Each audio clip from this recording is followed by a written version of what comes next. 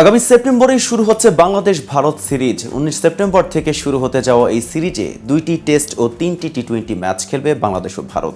আর সেই সিরিজের প্রস্তুতি এরই মধ্যে নিতে শুরু করেছে ভারত। বাংলাদেশকে আটকানোর সূক্ষ্ম পরিকল্পনা এঁটেছে কোহলিরা।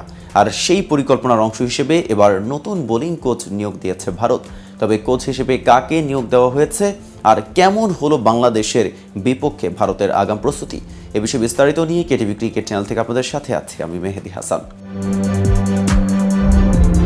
ভারতের নতুন কোচ হিসেবে গৌতম গম্ভীর নিয়োগ পাওয়ার পর থেকে দেশটির জাতীয় দলের কোচ হিসেবে উঠে এসেছিলেন মর্নে মর্কেলের নাম। শেষ পর্যন্ত আনুষ্ঠানিকভাবে নিয়োগ পেয়েও গেলেন সাবেক এই দক্ষিণ আফ্রিকান পেসার। বাংলাদেশের বিপক্ষে ভারতের আশ্বেস সিরিজ দিয়ে কাজ শুরু করবেন তিনি। সাংবাদিকদের সাথে এক আলাপচারিতায় বুধবার বিষয়টি নিশ্চিত করেছে বিসিসিআই সেক্রেটারি জয় শাহ। তিনি জানিয়েছেন, আগামী 19 সেপ্টেম্বর থেকে শুরু হওয়া বাংলাদেশের বিপক্ষে সিরিজের আগেই ভারত দলের সাথে যোগ দেবেন মর্কেল।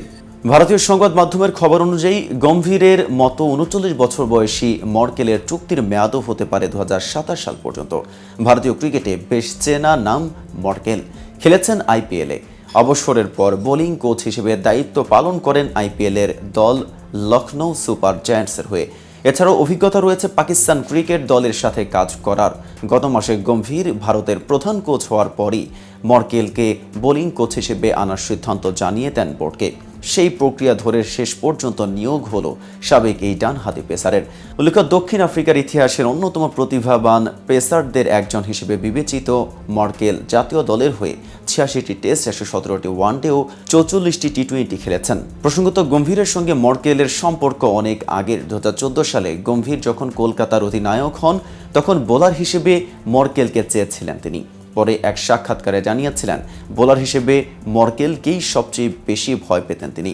তবে এই দুজনের সম্পর্ক গভীর হয় লখনৌয়ের কোচ থাকার সময়ে। এদিকে ভারতের বিপক্ষে টি-20 সিরিজের একটি ম্যাচের ভেন্যুতে পরিবর্তন এনেছে বিসিসিআই।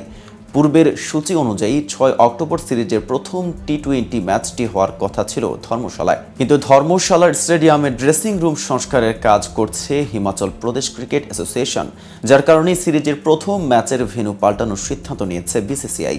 বিসিসিআই তাদের বিবৃতিতে জানান, ভারত ও বাংলাদেশের মধ্যকার প্রথম টি-20 2024 সালের 6 অক্টোবর ধর্মশালায় অনুষ্ঠিত হওয়ার কথা ছিল। Himachal Pradesh cricket association dressing রুমের সংস্কার ও উন্নয়ন কাজ চালানোয় ম্যাচটি গোয়ালিয়রে অনুষ্ঠিত হবে। তো ভিউয়ার্স, ভিডিওটি সম্পর্কে আপনাদের কোনো মতামত থাকলে কমেন্টস করে জানাতে পারেন। সাথে নিয়মিত ক্রিকেট আপডেট পেতে কেটিভি ক্রিকেটের সাথেই থাকুন।